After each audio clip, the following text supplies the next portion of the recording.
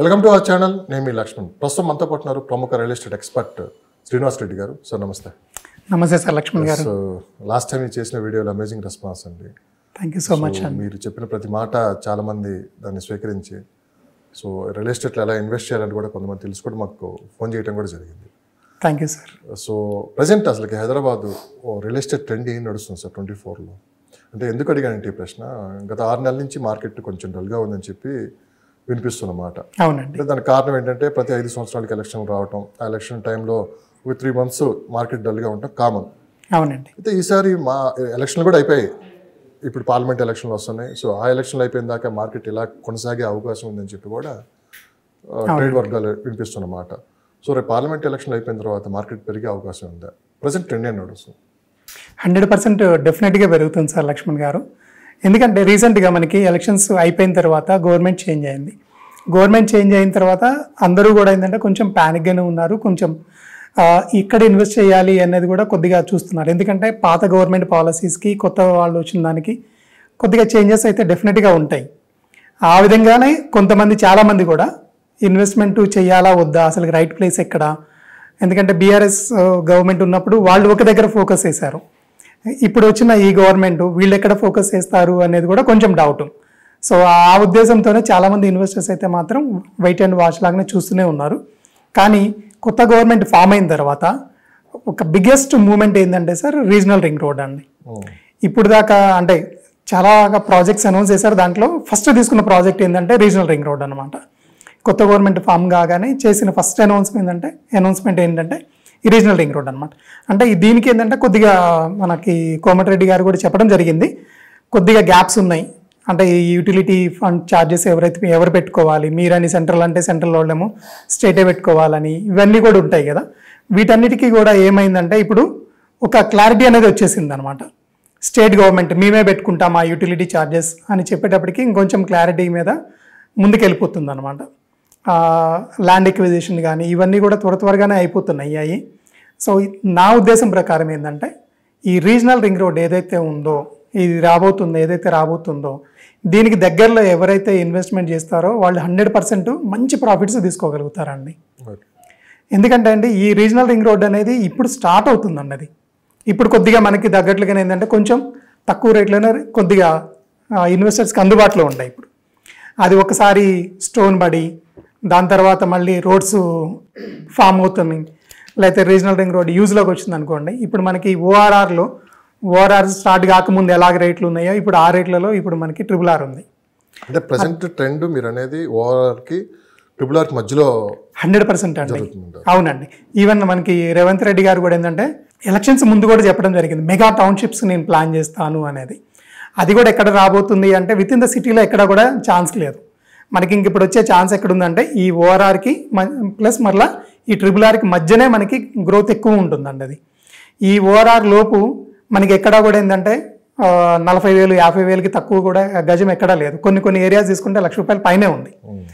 ఇప్పుడు ఒక కామన్ మ్యాన్కి కొద్దిగా ఎఫోర్డబిలిటీ రావాలి అంటే ఓఆర్ఆర్ దాటి రావాల్సిందేనండి. వీళ్ళకి అందుబాటు ధరలో ఇళ్ళు కూడా వస్తాయి. దానితో పాటు కొత్త గవర్నమెంట్ కూడా ఏం చేస్తుందంటే ఇన్ఫ్రాస్ట్రక్చర్ కూడా బాగా డెవలప్ చేస్తుందండి.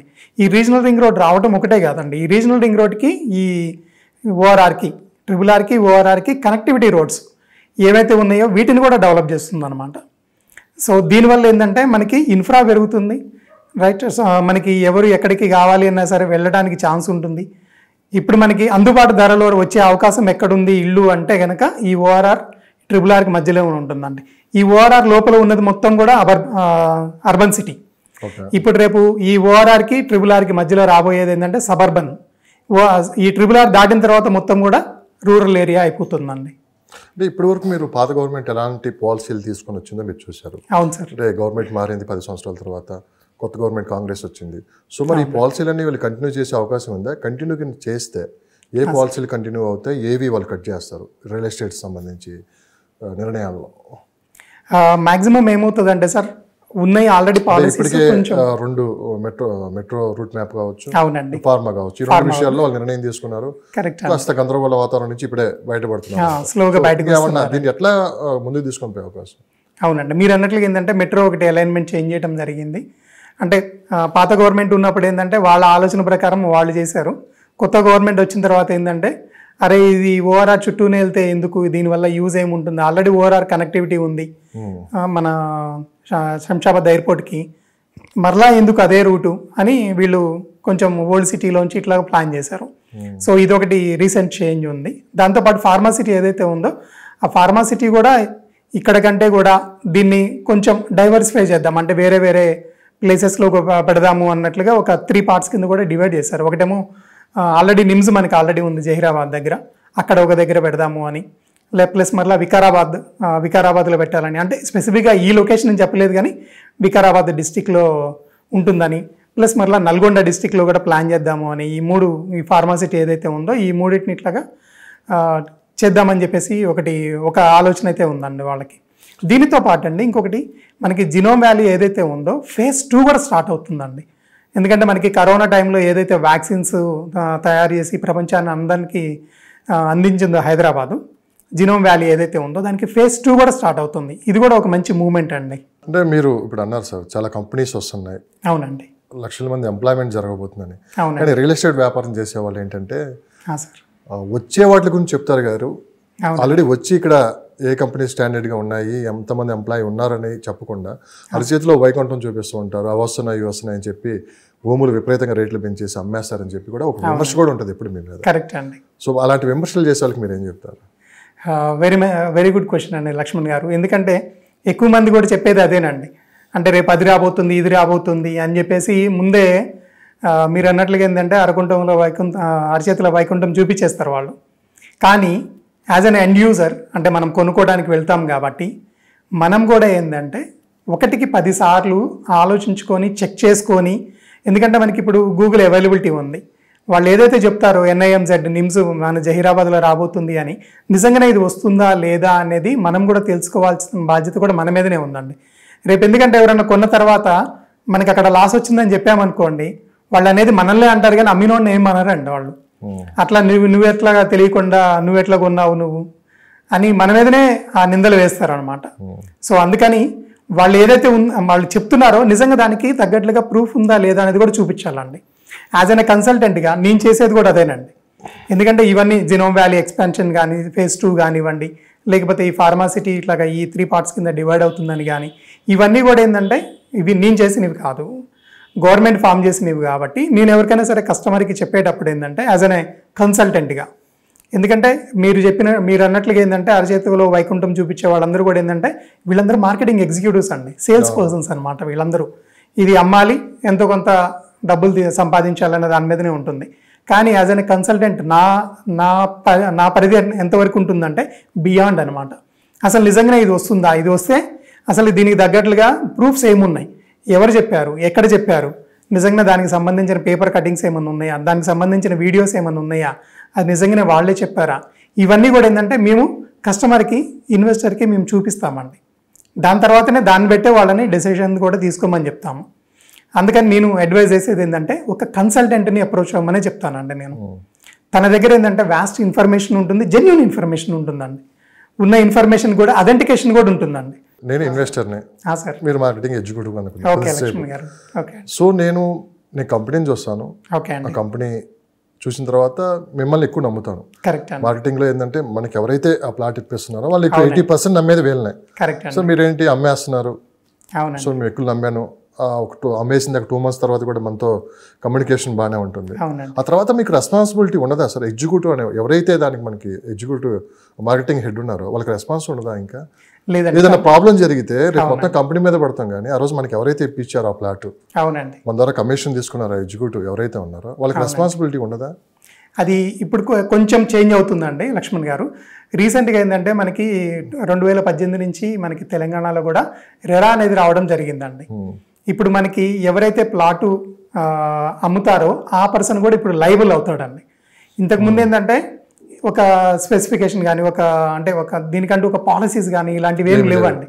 రెరా వచ్చిన తర్వాత ఏం జరిగిందంటే లక్ష్మణ్ గారు, డెవలపర్ కానివ్వండి, ప్రమోటర్ కానివ్వండి, బిల్డర్ కానివ్వండి, ఏదైనా నేమ్ తీసుకోండి, వాళ్ళు లైబుల్ ఉంటారు. దానితో పాటు ప్లస్ అమ్మిన పర్సన్ కూడా లైబుల్ అవుతాడండి ఏదైనా ప్రాబ్లం అయినప్పుడు. సో అంటే మేబీ ఇంకా నియర్ ఫ్యూచర్లో కూడా మనం రావచ్చేమో. అది ఎవరైతే సేల్స్ చేస్తారో ఆ పర్సన్కి కూడా కంపల్సరీగా రెరా ఏజెన్సీ అయితే మాత్రం కంపల్సరీ తీసుకోవాలండి. అది ఇండివిజువల్ అనేది తీసుకోవచ్చు, లేదా తనకు ఓన్గా కంపెనీ ఉంటే ఆ కంపెనీ తరపునైనా తీసుకోవచ్చు. దాని ద్వారా మాత్రమే సేల్స్ చేయాల్సి ఉంటుందండి. అంటే నేను అనుకోవడం ఏంటంటే నియర్ ఫ్యూచర్లో కూడా రేపు రిజిస్ట్రేషన్ డాక్యుమెంట్ అయినప్పుడు రైట్ ఎట్లాగో కంపెనీ నేమ్ ఎవరైతే అమ్ముతారో వాళ్ళ కంపెనీ నేమ్ డీటెయిల్స్ ఉంటాయి, కస్టమర్ డీటెయిల్స్ ఉంటాయి, కొన్న పర్సన్ డీటెయిల్స్ ఉంటాయి. అట్ ది సేమ్ టైమ్ నాకు తెలిసి ఫ్యూచర్లో కూడా ఎవరైతే అమ్మారో ఏజెంట్ ఎవరైతే ఉంటారో రియల్ ఎస్టేట్ ఏజెంట్ తన నేము, తన రెరా ఐడి ఇవి కూడా వస్తాయని చెప్పేసి నేను అనుకుంటున్నానండి. ఇంకొకటి కూడా ఏంటంటే లక్ష్మణ్ గారు, ఇప్పుడు మనకి ఈ రెరా వెబ్సైట్ కూడా ఉంది, టీఎస్ రెరా వెబ్సైట్ ఉంది. దీంట్లో ఈ వెబ్సైట్లోకి వెళ్ళిన తర్వాత ఏ ప్రాజెక్ట్కి మనకి రెరా ఉంది లేదని దాంట్లో తెలిసిపోతుంది. అట్ ది సేమ్ టైం ఏంటంటే ఎవరైతే రెరా రిజిస్టర్డ్ ఉన్నారో వాళ్ళ ఏజెంట్స్ డీటెయిల్స్ కూడా దాంట్లో తెలిసిపోతాయండి. ఇతను నిజంగానే రెరా సర్టిఫికేట్ తీసుకున్నాడా లేదా, తీసుకుంటే అతను ఫోన్ నెంబర్ ఏంటి, అతని అడ్రస్ ఏంటిది, ఇవి వస్తాయి. దీనితో పాటు ఏంటంటే నాకు తెలిసి నియర్ ఫ్యూచర్లో కూడా ఏంటంటే కొన్ని రివ్యూస్ కూడా రాసుకునే ఛాన్సెస్ ఉన్నాయండి. కొన్న కస్టమర్ కూడా నా దగ్గర నుంచి ఎవరైనా కొన్నారు అనుకోండి, కొన్న కస్టమర్ ఏంటంటే వాళ్ళు నాకు రివ్యూ కూడా ఇచ్చే ఛాన్సెస్ ఉన్నాయి. ఇప్పుడు మనకి అమెజాన్లో ఎట్లయితే ఒక ప్రొడక్ట్ గురించి రివ్యూస్ ఇస్తారో ఆ రివ్యూస్ని బట్టి కూడా రేపు బిజినెస్ అయ్యే ఛాన్సెస్ కూడా ఉంటాయండి. సార్ ఇన్ని చట్టాలు తీసుకొని వచ్చారు, రెరా వచ్చింది, మీరు అన్నట్టు రేపు మార్కెటింగ్ ఎవరైతే ఉన్నారో వాళ్ళకి కూడా ఒక బాధ్యత అయితే రేపటి నుంచి ఏర్పడుతుంది. ఇంత జరుగుతున్నా కానీ ఇక ఇన్వెస్టర్ అనేవాడు ఇంకా ఎక్కడ మోసపోతున్నాడు, ఇంక ఇప్పటికీ మోసపోతూనే ఉన్నాడు. అవునండి. ఎలాంటి అంశాల్లో వాళ్ళు రాంగ్ స్టెప్ వేస్తున్నారు? మెయిన్ ఎందుకంటే లక్ష్మణ్ గారు రియల్ ఎస్టేట్లో ఎక్కువ డబ్బులు ఉన్నాయి, అట్ ది సేమ్ టైం ఏంటంటే మోసాలు కూడా ఎక్కువనే జరుగుతుంటాయండి. వాటిని అరగట్టడానికి మెయిన్ మనం చేయాల్సింది ఏంటంటే కస్టమర్కి అవేర్నెస్ ఇవ్వాలి అండి. ఇందాక మీరు ఒక మాట అన్నారు, మమ్మల్ని చూసే కొంటున్నారు అనేది కరెక్టే, మమ్మల్ని చూసే కొంటున్నారు. కానీ మేమేం చేయాలి అంటే యాజ్ అన్ కన్సల్టెంట్గా మేము ఆ కస్టమర్కి ఏంటంటే అవేర్నెస్ ఇవ్వాలి అండి. ఒకటి వచ్చేసి రీసెంట్గా ఈవెన్ రెరా కూడా కంట్రోల్ చేసింది ఏంటంటే ప్రీ లాంచ్ ఆఫర్స్ అండి. ఇంతకుముందు ఈ ప్రీ లాంచ్ ఆఫర్స్ మీద ఎక్కువ మంది కస్టమర్లు మోసపోయే వాళ్ళు ఉన్నారండి. కానీ రెరా వచ్చిన తర్వాత ఏంటంటే కంపల్సరీ దానికి ఆ ప్రాజెక్ట్కి లీగాలిటీ ఉండాలి, లీగల్ డాక్యుమెంట్స్ కంపల్సరీగా వాళ్ళు వెరిఫై చేసుకోవాలి, అయిపోయిన తర్వాత ప్రాపర్ అప్రూవల్స్ ఉండాలి, ఏదర్ హెచ్ఎండిఏ కానీ డిటిసిపి కానీ ఇవన్నీ ఉన్న తర్వాత రెరా కూడా తీసుకోవాలి అండి. తీసుకున్న తర్వాత మాత్రమే వాళ్ళు మార్కెటింగ్ చేయాలి.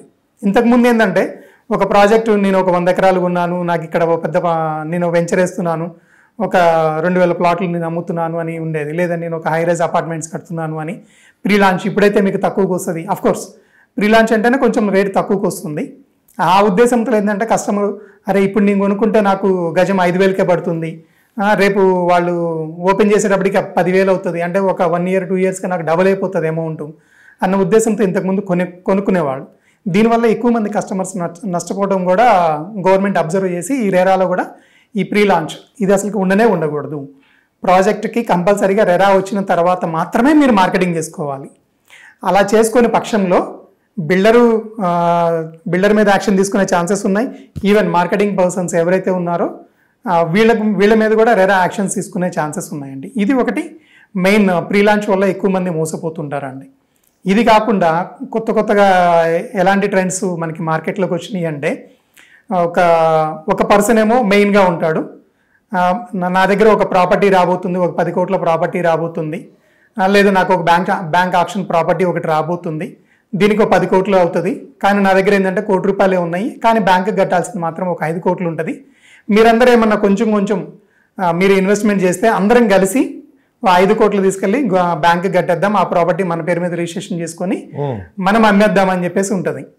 కానీ దీంట్లో ఏంటంటే ఎక్కడ కూడా ఏంటంటే ఒక జెన్యూనిటీ కానీ ఇవన్నీ ఏమి ఉండవండి. ఎందుకంటే ప్రాపర్టీ రిజిస్ట్రేషన్ అయ్యేది ఒక పర్సన్ మీదనే రిజిస్ట్రేషన్ అవుతుంది. మెయిన్ గా బాగా మోసపోతుంది మీరు చెప్పిన. అవునండి, దీని మీద ఎక్కువ మోసపోతుంది. దీని మీద చాలా మంది మోసపోతున్నారండి. దీనికి ఏంటంటే ఒక లీగల్ అథారిటీ కానీ ఇలాంటివి కూడా ఏమీ లేదు, వ్యక్తి మీద నమ్మకంతోనే వెళ్తున్నారు. ఒక వ్యక్తి మీద నమ్మటం వల్లనే ఈ విధంగా ఎక్కువ మోసాలు జరుగుతాయండి. ఇప్పటికీ అది కంటిన్యూ అవుతుంది, ఇంకా జరుగుతూనే ఉందండి. అత్యాసపోవటం కూడా వీళ్ళు అంటే ఆ వర్డ్ యూజ్ అయ్యకూడదు, కానీ సో గ్రీడీ కూడా ఒక కారణమేనే అనుకోవచ్చు అండి. వెంటనే ఏముంది, ఒక 3 నెలల్లోనే ఆ ప్రాపర్టీ రిజిస్ట్రేషన్ కాగానే మళ్ళీ మనం సేల్ చేసేస్తాం 3 నెలలకి 6 నెలలకి, లేదు సంవత్సరం టైం పట్టినా ఏమవుతుంది, నా డబ్బులు నేను పెట్టిన 10 లక్షలు 20 లక్షలు 50 లక్షలు నాకు డబల్ అయిపోతాయి కదా అన్న ఉద్దేశంతో నిజంగా ఎక్కువ మంది మోసపోతున్నారండి. దీంట్లో ఏంటంటే నమ్మేది ఎవరినంటే ఒక వ్యక్తిని నమ్ముతాడు, సిస్టమ్ నమ్మడు. ఒక వ్యక్తిని నమ్మేటప్పటికి ఏంటంటే అతను ఏం చెప్పినట్లుగా అతను ఎట్లయితే చెప్తాడో అదేవిధంగా వీళ్ళందరూ ఆడుతుంటారు. అతను మోసం చేసేస్తాడు. ఏదైనా ఒక ప్రాపర్టీ కొనాలన్నా రియల్ ఎస్టేట్ అని ఏదైనా సరే సిస్టర్ని ఎవరు నమ్మరు, అవునండి, వ్యక్తినే నమ్ముతున్నారు. ఇప్పటికే స్టిల్ 80% వ్యక్తినే నమ్ముతున్నారు. అవునండి, అవునండి. సో వ్యక్తిని నమ్మి మోసపోయిన వాళ్ళే ఎక్కువ మంది ఉన్నారు. సిస్టర్ నమ్మి మోసపోయిన వాళ్ళు చాలా తక్కువ. ఇప్పటికైనా ఇన్వెస్టర్స్ ఎవరైనా సరే ఒక సిస్టమ్ ఫాలో అయితే ఖచ్చితంగా గవర్నమెంట్ రూల్స్ అండ్ రెగ్యులేషన్స్ ఎలా ఉన్నాయో చూసుకొని 1-10 సార్లు వెరిఫికేషన్ చేసుకుంటేనే మోసపోవటం ఉండటానికి తక్కువ ఉంటుంది ఛాన్సెస్, ఆస్కారం చాలా తక్కువ ఉంటుందండి. అవును. లేదు ఇంకా ఇదే కంటిన్యూ అయితే మటుకు రేపు ఏదో అంటారు కదా సామెతలు, అవునండి, అవి చెప్పుకోవాల్సి వస్తుంది. ఎక్కువ మంది మోసపోతూనే ఉంటుంటారు దీని వల్ల. సో ఒక రకంగా మోసపోకుండా ఉండాలంటే మటుకు కంపల్సరీ కొంచెం లేట్ అయినా పర్లేదు కానీ పక్కా డాక్యుమెంట్ వెరిఫికేషన్, ఎగ్జాక్ట్లీ ప్రతిదీ మనిషిని కన్నా మనకి డాక్యుమెంట్ పేపర్ అంటారు కదా, ఆ ప్రాసెస్ కావాలండి కంపల్సరీగా. అసలు నిజంగానే మనము ఒక ప్రాపర్టీ కొనుక్కోవాలనుకున్నప్పుడు మనకు కావాల్సిన డాక్యుమెంట్స్ ఏంటివి అవన్నీ లిస్ట్ డౌన్ చేసుకొని ఇవన్నీ నిజంగానే ఉన్నాయా లేవా. ఓ రకంగా ఈ విధంగా మోసపోతుంటే మరో పక్క ఆఫర్లు అంటే మీరు ఫ్రీలాన్స్ ఆఫర్లు అంటే ఇప్పుడు దాని మీద కొంచెం కంట్రోల్ వచ్చింది, అంత అయిపోయింది. ఇప్పుడు కొత్త స్కీమ్స్ అంటే ఈ రోజే బుక్ చేసుకుంటే 10 గ్రాముల బంగారం, అవునండి, ఈ రోజు బుక్ చేసుకుంటే మీకు స్కూటీ, ఈ రోజు బుక్ చేసుకుంటే మీకు ఒక కార్ ఇస్తున్నాం అంటే 4 లక్షలు మీకు కలిసి వస్తుందని చెప్పి ఆ కంగారులో తీసుకున్న వాళ్ళు కూడా చాలా మంది ఉన్నారు. కరెక్ట్ అండి. సో అది ఎంతవరకు కరెక్ట్ అని మీరు భావిస్తున్నారు? ఇది ఎందుకంటే అండి as an builder point of వ్యూలో ఏంటంటే ఎస్ తనకి మనీ రొటేషన్ కావాలి కాబట్టి తను ఏదైతే ప్రాజెక్ట్ చేశాడో అపార్ట్మెంట్స్ అను ప్లాట్స్ అను ఏమైతే ఉన్నాయో ఇవి తను తొందరగా సేల్ చేసుకోవడానికి ఏంటంటే, నేను బిల్డర్ వైపు మాట్లాడలేదు సార్, ఇన్వెస్టర్ సైడ్ మాట్లాడుతున్నా. 2 కోట్ల రూపాయల ప్రాపర్టీ కొనే ముందు 1 లక్ష రూపాయల స్కూటర్ కోసం గిఫ్ట్ వస్తుందని చెప్పి కొనేవాళ్ళు చాలా మంది ఉన్నారు. అవునండి, కేవలం ఆ గిఫ్టే కనపడుతుంది కానీ 2 కోట్ల ప్రాపర్టీ 2 కోట్ల క్యాష్ అక్కడ కడుతున్నాను వాళ్ళకి ఆ టైంలో. అవునండి, కరెక్ట్ అండి. ఏదో అంటారు కదండి మన అసలు కంటే కూడా వడ్డీ కోసరని, అది ముద్దు అని చెప్పేసి. సో ఇలాగ ఈ పెద్ద అమౌంట్లు కట్టేటప్పుడు ఏంటంటే వాటి గురించి కాకుండా చిన్న చిన్న గిఫ్ట్స్ కోసం కూడా చూస్తుంటారండి. కొంతమంది జెన్యున్ గానే చేస్తుంటారు, బిల్డర్స్ కానివ్వండి, ప్రమోటర్స్ కానివ్వండి. చాలా మంది కొంతమంది మోసం చేసే వాళ్ళు ఉంటారు, కొంతమంది అవునండి అంతే మనకి ప్లస్ చేసే వాళ్ళు కూడా ఉంటారు. ఎందుకంటే మనం బిల్డర్స్ ని మనం ఎక్కడ తప్పు పట్టడం లేదు. సో ఇన్వెస్టర్ ఆలోచన ఎక్కడ మారాలని నా ప్రశ్న. మెయిన్ ఏంటంటే సార్ ఇన్వెస్టర్ ముందు ఆలోచించాల్సింది ఏంటంటే అసలు నిజంగానే ఈ ప్రొడక్ట్ నాకు అవసరమా కాదా అనేది ఫస్ట్ ఆలోచించుకోవాలండి. అది నిజంగానే నా దగ్గర 2 కోట్లు ఉన్నాయి, నేను 2 కోట్లు పెట్టి అపార్ట్మెంట్ కొనుక్కుంటే మంచిదా, ఇవన్నీ తను బేరేజీ వేసుకోవాలి. వేసుకున్న తర్వాత తను చేయాల్సింది ఏంటంటే ఒక లొకేషన్ చూజ్ చేసుకోవాలి. ఆ లొకేషన్ చుట్టుపక్కల కూడా కంపేర్ చేసుకోవాలండి. ఈ రేట్ ఎంత ఉంది, పలానా ఒక బిల్డరు ఈ రేటు పెట్టాడు అంటే ఇంకొక ప్రమోటర్ ఇంకే రేటు పెట్టాడు, ఈ రెండిట్లో ఏది బెటర్ ఉంది, ఈ రెండిట్లో ఫెసిలిటీస్ ఎవరు ఎక్కువ ఇస్తున్నారు, ఎమ్యూనిటీస్ ఎవరు ఎక్కువ ఇస్తున్నారు, మంచి బెస్ట్ ప్రైస్ ఎవరు ఇస్తున్నారు చూసుకుని వాళ్ళ దగ్గరికి వెళ్తేనే బెటర్ అండి. ఇలాగా ఆఫర్స్ పెట్టారు కదా, ఓకే మీరు అన్నట్లు ఏంటంటే 10 గ్రాములు అంటే ఎంత అవుతుంది సార్, ఒక 50,000 తక్కువ అవుతుందేమో. ఈ 50,000 కోసము తను 2 కోట్లు తీసుకెళ్ళి దాంట్లో పెట్టినా కానీ అది తాను అనుకున్న టైంకి ఇవ్వకపోయినా ప్రాబ్లం ఏమవుతుంది, రైట్? ఆ టైంకి మనకి రిజిస్ట్రేషన్ చేయకపోయినా ప్రాబ్లం అవుతుంది. రేపు మొత్తం క్లోజ్ చేసినా కానీ మళ్ళీ ఎండ్ యూజర్కే ఇన్వెస్టర్కే ప్రాబ్లం అవుతుంది. సో అందుకని నా రిక్వెస్ట్ ఏంటంటే ఇన్వెస్టర్ చెక్ చేసే ముందు అన్నిటిని కంపేర్ చేసుకొని, ఎందుకంటే సార్ మనం నిజంగానే ఒక షర్ట్ కొనుక్కోవాలంటేనే ఒక 10 షాపులు తిరుగుతాము, అలాగనే తిరగాలండి, ఓపికగా తిరగాలి. ఇంతకు మీరు అన్నట్లుగా ఏంటంటే ఒక వ్యక్తిని నమ్మకూడదు, మిగతా అన్ని కూడా కంపేర్ చేసుకొని అసలు ఎక్కడెక్కడ ఉంది, నాకు బెస్ట్ ప్రైస్ ఎక్కడ వస్తుంది చూసుకొని అప్పుడు మాత్రమే వెళ్ళాలండి. మనకు ఒక 1 crore ప్రాపర్టీ కొంటున్నాం, ఓకే అండి, ఎట్లా కమిషన్ అయితే ఇవ్వాల్సిందే, ఏజెంట్కి కావచ్చు, మన ఇచ్చిన అమౌంట్ ఎంతో కొంత కమిషన్ రూపంలో పోతుంది. దానికన్నా ముందే ఒక మంచి ఎక్స్పర్ట్కి అంటే మీలాంటి వాళ్ళు ఒక ఎక్స్పర్ట్ని పిలిచి కూర్చోబెట్టి మాట్లాడుకొని ఒక 10,000 రూపాయలు ఖర్చు అయినా పర్లేదు, మీలాంటి వాళ్ళు కూర్చోబెట్టుకుని డాక్యుమెంట్ వెరిఫికేషన్ చేసుకుని ప్రాపర్టీ తీసుకోవచ్చా లేదా అని ఒక 10,000 రూపాయలు ఖర్చు పెట్టి ఒక ప్రాపర్టీ కొనటం ఎంతవరకు కరెక్ట్ అని మీరు? అది 100% కరెక్ట్ సార్ లక్ష్మణ్ గారు. ఎందుకంటే సార్ ఇప్పుడు నిజంగానే మీరు అన్నట్లు ఏంటంటే ఒక పెద్ద ప్రాపర్టీ కొనేటప్పుడు ఏంటంటే ఆ ప్రాపర్టీ నాకు ఎంత తక్కువకు వస్తుంది అని ఎక్కువ ఆలోచించే వాళ్ళే ఉన్నారండి ఇన్వెస్టర్స్. కానీ అది ఎంత లీగల్గా ఉంది, నిజంగానే రేపు తీసుకుంటే నాకు ఏమైనా ప్రాబ్లమ్స్ వస్తాయా లేదా అనేది చాలా తక్కువ మంది ఆలోచిస్తారండి. దానికి మహా అయితే ఎంత అవుతుంది సార్, ఒక 5,000 10,000 అంతకంటే ఎక్కువ కావండి. ఎందుకంటే నేను లీగల్ ఎక్స్పర్ట్ కాదు, నేనేం చేస్తాను ఒక డాక్యుమెంట్ తీసుకెళ్ళి ఒక లీగల్ ఒపీనియన్ తీసుకుంటాను, ఒక లాయర్ దగ్గరికి వెళ్ళి అతనికి డాక్యుమెంట్స్ అన్ని తనకు కావాల్సినవన్నీ కూడా ఇచ్చేస్తే తను దీని ప్రోస్ ఏంటి కాన్స్ ఏంటి 2 చెప్తాడు తను. దీనితో పాటు ఇక్కడ మార్కెట్ వాల్యూ ఎంత ఉందనేది కూడా మనం చెక్ చేసుకోవాలండి. ఆ మార్కెట్ వాల్యూ కూడా ఎవరు చూడరు అనమాట. ఈ లీగల్ ఒకటి, ఈ మార్కెట్ వాల్యూ ఒకటి, ఇవి 2 కూడా కొంచెం ఖర్చుతో కూడుకున్నది, కొంచెం అంతే ఎక్కువ కాదు. ఎందుకంటే మనం 1 కోటి రూపాయలు పెట్టి కొనేటప్పుడు ఒక 5,000 10,000 నథింగ్ అన్నది. ఇది కనుక మనం తీసుకుంటే కనుక తెలియని విషయాలు కూడా చాలా వరకు అక్కడ తెలిసిపోయే అవకాశం. అవునండి, మనకి చాలా వరకు తెలియదండి వాటిలో కొన్ని టర్మ్స్ కూడా యూజ్ చేస్తారు. రియల్ ఎస్టేట్లో అవి అసలు మనకి తెలియదు. 1960 నుంచి డాక్యుమెంట్స్ మొత్తం బయట తీయాలంటే మన వల్ల కాదు. అవునండి. ఒక ఎక్స్పర్ట్కే తెలుసు, దాని మీద పనిచేసే వాళ్ళకి తెలుసు. కాబట్టి కరెక్ట్ అండి. ఒక 10,000 రూపాయలు ఖర్చు అయినా పర్లేదు, ఒక మంచి ఎక్స్పర్ట్ని పెట్టుకొని మీరు ఒక 50 లక్షలు పైన ఏ ప్రాపర్టీ కొన్నా కానీ ఖచ్చితంగా ఒక అడ్వైజర్ని అయితే మీరు పెట్టుకోండి.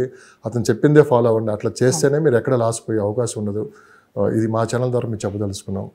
కరెక్ట్ అండి. ఇది అమౌంట్ అనే కాకుండా సార్, ఒక ప్రాపర్టీ తీసుకోవాలి అనుకుంటే లీగల్ ఒపీనియన్ ప్లస్ మరలా మార్కెట్ వాల్యూ ఎలా ఉందనేది వెరిఫై చేసుకుంటేనే బెటర్ అండి. అవును, అది ఇట్ డజంట్ మ్యాటర్ అండి. అది 10 లక్షల 50 లక్షలు అనేది వేరే విషయం. ఎంతైనా కానీ పెద్ద అమౌంట్ అంటే 50 లక్షలు పైన కదా. అవునండి. సో అంత అమౌంట్ పెట్టేటప్పుడు ఏంటంటే మనకి అసలు అది ముందు ఈ వెరిఫికేషన్, డాక్యుమెంట్ వెరిఫికేషన్ ఓ పక్కన అయితే అది ఫ్యూచర్ ఎలా ఉంటుందో తెలియాలి కదా. డెఫినెట్ 10 సంవత్సరాల తర్వాత ఎలా ఉంటుంది అప్రిషియేషన్, తర్వాత ఒక 5 years లో ఎంత పెరుగుతుంది, ఇది కూడా మనకు లెక్క రావాలి కదా. ఏదైనా పెట్టుబడి రూపంలో పెట్టేది మనం ఏది చేసినా కానీ. ఏంటి సార్ ఇది HMDA ఎక్స్పాండ్ చేస్తున్నారంట? అంటే యాక్చువల్గా పాత గవర్నమెంట్ 2031 ప్లాన్ ఇచ్చారు. ఇప్పుడు న్యూ గవర్నమెంట్ 2050 అనే కొత్త ప్లాన్తో వెళ్తున్నారు. ఏ విధంగా దీన్ని ఎక్స్పాండ్ చేస్తున్నారు? ఒకవేళ దీన్ని ఎక్స్పాండ్ చేస్తే HMDA పరిధిలో ఉన్న మొత్తం ఎలాంటి చేంజెస్ వచ్చే అవకాశం ఉంది? ఇది ఒకటి కొత్త గవర్నమెంట్ తీసుకున్న ఒక మంచి మూవ్ అండి. ఇది ఎస్పెషల్లీ మన హైదరాబాద్ సిటీకి మంచి గ్రోత్ రాబోతుంది అనమాట. ఇంతకుముందు 2031 HMDA మాస్టర్ ప్లాన్ ఉండేది. దాన్ని ఏంటంటే ఇప్పుడు దాన్ని ఎక్స్పాన్షన్ చేయాలి అని ఒక ప్రపోజల్ తీసుకొని వచ్చారు. ఈ ప్రపోజల్ కూడా అంటే ఎక్కడి వరకైనా చెప్పలేదు, కానీ మేము ఎజంప్షన్ చేసేది ఏంటంటే ఇది ఆల్మోస్ట్ ఆల్ RRR దాకా టచ్ అవుతుంది అని చెప్పేసి మేము అనుకుంటున్నాము. అంటే ఫ్యూచర్లో ఏంటంటే ఈ HMDA అనేది మొత్తం మనకి RRRకి లోపల ఏదైతే ఉందో ఇది మొత్తం హైదరాబాద్ అనే ఉద్దేశంతో రాబోతుంది. అంటే 2 జోన్లకు వస్తుంది ఏంటి? కాదండి, ఇది మొత్తం ఒకటే జోన్ అవుతుంది. ఓఆర్ఆర్ మొత్తం ఏమో హైదరాబాద్, దాటి బయటికి వెళ్తే RRR దగ్గరికి వెళ్తే ఇంకొక కొత్త సిటీ ఏర్పడిపోతుంది. అది సబర్బన్ అంటున్నారు కానీ ఇంకొక జోన్ అని చెప్పట్లేదు.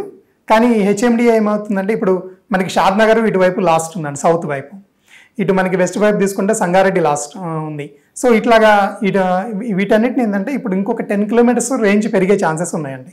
దీనివల్ల ఏమవుతుందంటే ఇప్పుడు ఉన్న సిటీలో ఉన్న R1 జోన్స్ ఏవైతే ఉన్నాయి, రెసిడెన్షియల్ జోన్స్ కానివ్వండి, పెరి అర్బన్ జోన్స్ కానివ్వండి, కన్జర్వేషన్ జోన్స్ కానివ్వండి, ఇవన్నీ కూడా ఏంటంటే ఇప్పుడు ఉన్న సిటీలో ఉన్నవి కొంచెం చేంజెస్ అయ్యే ఛాన్సెస్ కూడా ఉన్నాయండి. అలాగని తొందరపడి ఇప్పుడే కొనమని చెప్పట్లేదు, కొద్దిగా వెయిట్ చేయమని చెప్తాను నేను. ఈ జోన్స్ అన్నిటి కూడా ఒక క్లారిటీ వచ్చిన తర్వాత అప్పుడు తీసుకుంటేనే బాగుంటుందండి. ఎందుకంటే ఇప్పుడు ఈ పెరి అర్బన్ జోన్స్ ఏవైతే ఉన్నాయో అంటే ఇవి ఏంటంటే రెసిడెన్షియల్ జోన్కి ఆనుకునే ఉంటాయి అన్నమాట. ఇవి రేపు ఈ 2050 HMDA మాస్టర్ ప్లాన్ వచ్చిందనుకోండి, అంటే నేను ఎజంప్షన్ చేసేది ఏంటంటే ఈ పెరి అర్బన్ జోన్స్ ఏవైతే ఉన్నాయో ఇవి కొంచెం చేంజ్ అయ్యే ఛాన్సెస్ ఉన్నాయండి. ఇవి రెసిడెన్షియల్ జోన్స్ కింద కన్వర్షన్స్ అయ్యే ఛాన్సెస్ ఉన్నాయి. సో అలాగని ఇప్పుడే మీరేమి కంగారు పడి ముందే ఏం డెసిషన్ తీసుకోకండి. ఎందుకంటే ఎక్కడ అవుతుంది, ఏం చేస్తారు, ఏవే జోన్స్ చేంజ్ చేస్తారు అనేది కూడా తెలియదు. కానీ ఇది 100% అయితే మాత్రం ఎక్స్పాన్షన్ అవుతుందండి. ఇప్పుడున్న ఈ HMDA లిమిట్స్ షాద్ నగర్, సంగారెడ్డి ఏవైతే ఉన్నాయో వీటిని ఇంకొక 10 kilometers అయితే మాత్రం 100% ఎక్స్పాండ్ అవుతుందండి. సరే, ఇప్పుడున్న కొత్త గవర్నమెంట్ వాళ్ళ ప్రధాన దృష్టి అంతా RRR మీద పెట్టారు. అవునండి. ఎందుకంటే కేంద్ర ప్రభుత్వంతో కూడా మాట్లాడటం, అవునండి, దానికి సంబంధించి క్లియరెన్స్ మొత్తం వాళ్ళు తీసుకొని రావటం. సో ఒక 5 years లో టార్గెట్ పెట్టుకొని వాళ్ళు ముందుకెళ్తున్నట్టు కూడా కనపడుతుంది. అంటే జనం చూపు అంతా ఏంటంటే ఇప్పుడు పబ్లిక్ అంతా ఇప్పుడు ఓఆర్ఆర్ బిలో అయితే కొనలేము, మనకు అందుబాటులో లేదు. సో ఒకవేళ ఓఆర్ఆర్ దాటి RRR దగ్గరికి వెళ్దాం అంటే చాలా దూరం అయిపోతుంది. మరి ఇంత డబ్బులు ఖర్చు పెడుతున్నాం, సో ఫ్యూచర్ ఎలా ఉంటుంది చాలా మంది ఒక డౌట్తో ఉన్నారు. అసలు ఇప్పుడు ఇన్వెస్ట్ చేయొచ్చా లేదా? అసలు ఇన్వెస్ట్ చేస్తే మొత్తం 320 kilometers పరిధిలో ఉంటుంది మొత్తం. ఏ సైడ్ వెళ్ళాలి అంటే ఒకప్పుడు ఐటీ అంటే వెస్ట్ సైడ్ ఉంది. సో మరి RRR ఏమో ఇప్పుడు ఎక్కడికో ఒక 60 kilometers దూరంలో వస్తుంది. సో అప్పుడు ఐటీ ఇటు వచ్చింది కాబట్టి ఎక్కువ మంది వెస్ట్ సైడ్ ఇన్వెస్ట్ చేశారు. కానీ ఈసారి ఎలా ఉంటుంది కొత్త ప్లాన్? అసలు అక్కడ ఇన్వెస్ట్ చేయొచ్చా లేదా? దూరమైనా పర్లేదా? ఒకవేళ ఇప్పటికీ ఇన్వెస్ట్ చేస్తే మరి రాబోయే 5-10 సంవత్సరాల్లో రిటర్న్స్ ఎలా ఉంటాయి రేపు ప్రాపర్టీ అమ్ముకున్నా కానీ అనేది చాలా మంది ఒక డైలమాలో ఉన్నారు. సో దీని మీద ఒక క్లారిటీ వచ్చిన తర్వాత ఇన్వెస్ట్ చేసేవాళ్ళు కొంతమంది అయితే, ఈ లోపే చేద్దాం తక్కువ రేట్లకు వస్తున్నాయని చేసేవాళ్ళు కొంతమంది. ఒక అడ్వైజర్గా మీరేం చెప్తారండి?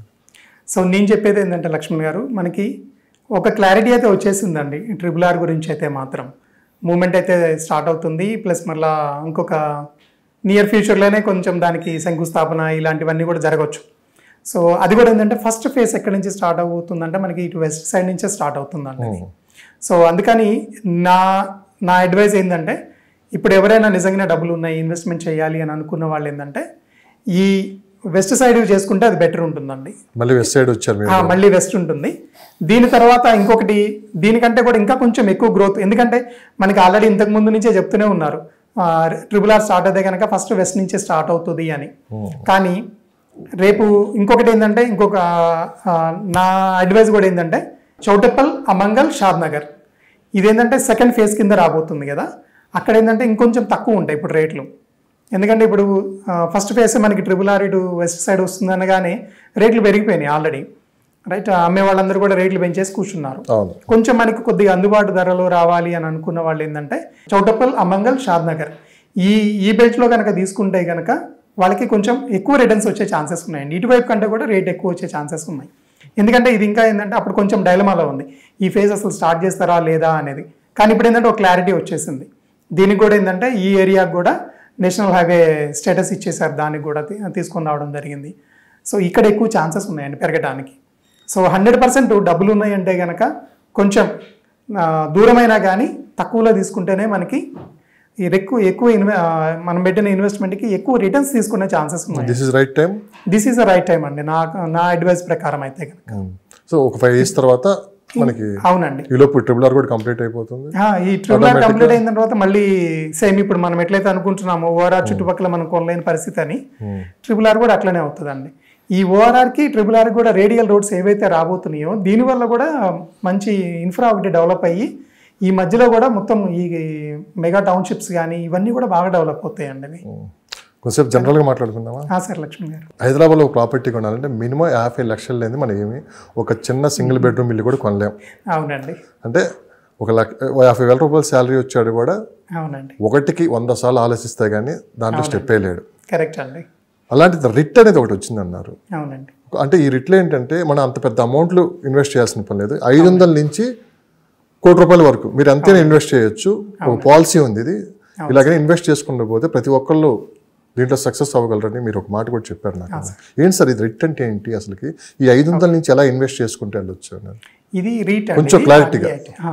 REIT అండి, రియల్ ఎస్టేట్ ఇన్వెస్ట్మెంట్ ట్రస్ట్ అండి. సో ఇదేంటంటే మనకి యుఎస్లో అటు యూరోప్ కంట్రీస్లో ఆల్రెడీ ఉంది ఇది మనకి.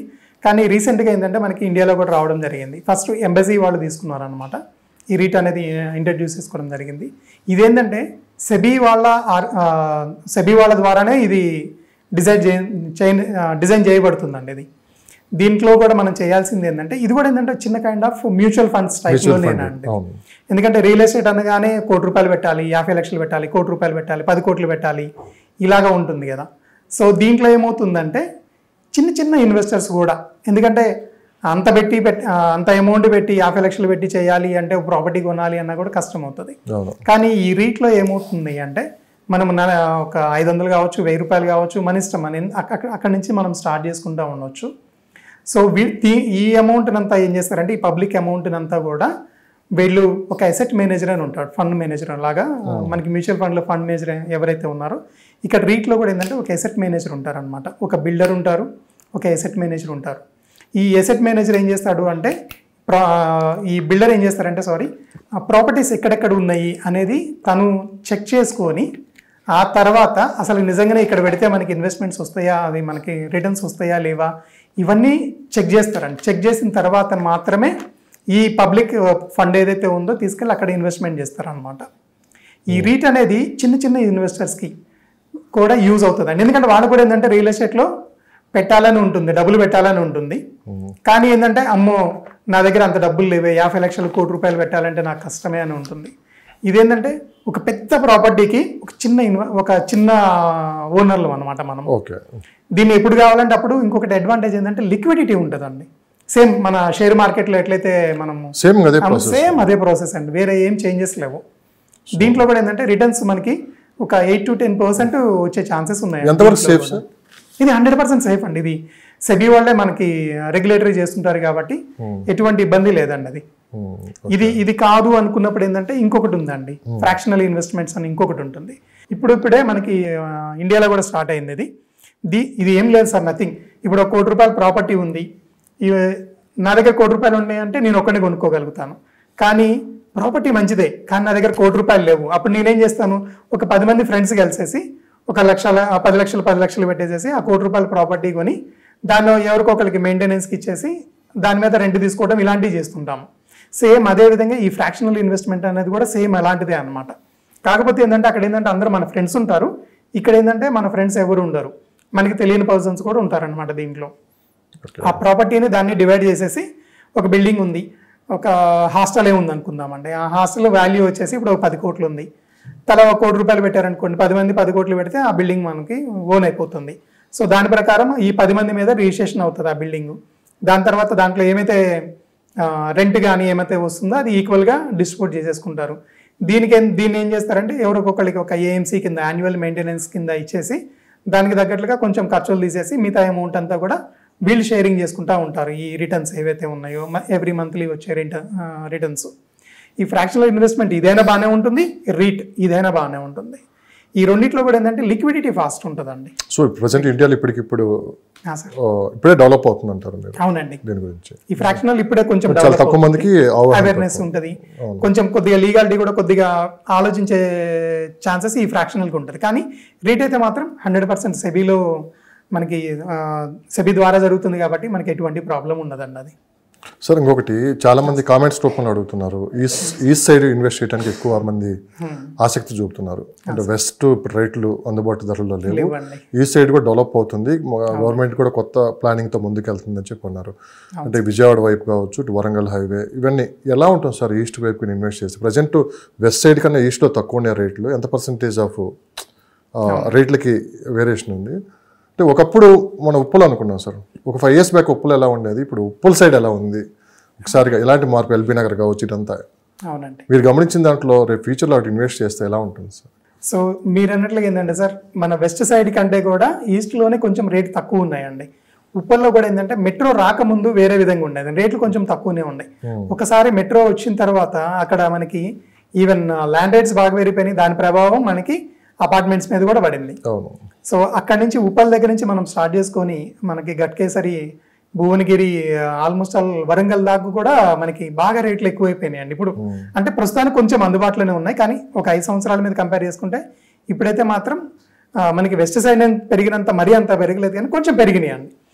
ఇక్కడ తక్కువ ఉన్నాయి కాబట్టి ఇన్వెస్టర్స్ కూడా ఏం చేస్తున్నారు అంటే ఇటువైపు వచ్చి ఇన్వెస్ట్మెంట్ చేయడానికి ప్లాన్ చేస్తున్నారండి. ఇటువైపు ఈ రూట్లో ఉన్న అడ్వాంటేజ్ ఏంటంటే మనకి ఇటు హైదరాబాదు, ఇటు మనకి గట్కేసరి, ఇటువైపు భువనగిరి వైపు ఇటు గ్రో అవుతూనే ఉంది, మనకి అటు వరంగల్ నుంచి కూడా మనకి గ్రో అవుతూనే వస్తుందండి సిటీ వైపు. సో ఈ బెల్ట్ ఏదైతే ఉందో మనకి ఉప్పల్ రైటు ఇది కూడా చాలా బాగుంటుందండి ఇన్వెస్టర్స్కి.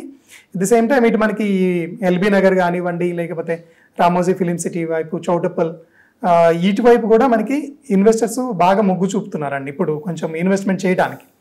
ఎందుకంటే ఎల్బీ నగర్ ఇంతకు ముందు నుంచే రెసిడెన్షియల్ ఏరియా కాదనట్లేదు, కానీ ఆ టైంలో ఉన్న రేట్లు ఏమైతే ఉన్నాయో ఈ రోజు మనకి అక్కడ మెట్రో వచ్చినప్పటికీ, అవైలబిలిటీ వచ్చినప్పటికీ అప్పటి నుంచి అసలుకి పూర్తిగా మారిపోయిందండి. ఎల్బీ నగర్ నుంచి ఇప్పుడు మనకి హైటెక్ సిటీ రావాలి, బై రోడ్ రావాలి అంటే కనీసం 1.5-2 గంటలు టైం పడుతుందండి. కానీ అదే బై మెట్రో వస్తే వాళ్ళు జస్ట్ 45 minutesలో ఇక్కడికి వచ్చేస్తారు ఎల్బీ నగర్ టు మన హైటెక్ సిటీకి. సో దీనివల్ల ఏంటంటే కనెక్టివిటీ పెరిగింది. దీంతో పాటు ఏంటంటే అక్కడ ఉన్న వాళ్ళు ఎవరైనా ఎల్బీ నగర్లో ఉన్న వాళ్ళు కానీ, లేకపోతే వనస్థలపురం, వీళ్ళు కూడా ఏంటంటే మళ్ళీ ఇన్వెస్ట్మెంట్ చేయాలి అంటే మళ్ళీ అదే రూట్ చూసుకుంటున్నారు.